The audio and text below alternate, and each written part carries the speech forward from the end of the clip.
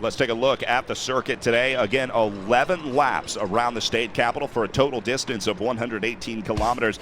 It's not a flat day at all. They're going to gain a little over 1,600 meters by the time this one's all said and done. They head straight west after leaving the start line, a quick jaunt south, just kissing the edge of the University of Utah into downtown before turning north and back to the finish line. You can see it is a lumpy profile today. Over 11 laps, and this climb up to the finish line is no joke. Basically, the last kilometer of each circuit is straight uphill. So Reddy Halalaj will start the final lap of racing with a small gap over two chasers, 35 seconds back to the peloton. Can Halalaj hold on? This would be the ride of a lifetime. Long day, 90 degrees. Cini attacking, going right over the top of Murphy, not wanting to take any chances. Cini has struck out from BMC. Halalaj in his sights, trying to bring him back. Ice cold racing by Manuel Cini as he and Kyle Murphy working together, and then just as Kyle Murphy pulls off to the side, Manuel Cini attacks up onto this climb and leaves Kyle Murphy behind. When you're in a group like that, you can sense that the other rider is weaker. He's not doing the same kind of pull that you're doing, so Cini deciding now is the time. But look how close the main peloton is. One rider from Israel Cycling Academy now out of the saddle, attacking, trying to move up, and it's Caja Rural again riding on the front. Inside 5 kilometers to the finish now. Manuel Cini and Reddy Halalaj holding on to the final seconds of their daring breakaway attempt as Caja Rural goes to the front of the podium to shut it down. They're going to make the catch, and we're going to be all back together inside 5 kilometers to go.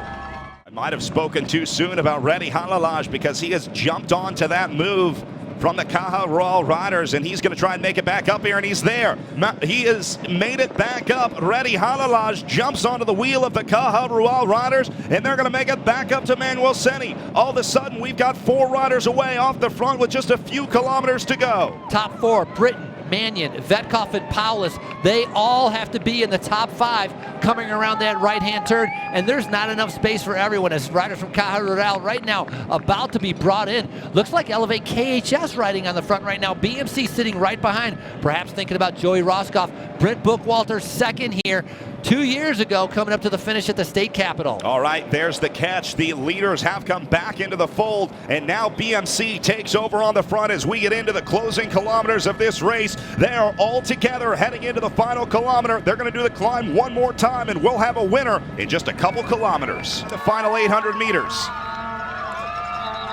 Big move right now on the outside. Caja Rural reacting to the situation. Is it Canola from Nippo Vini Fantini? They have chased for 2 laps straight, trying to bring it back.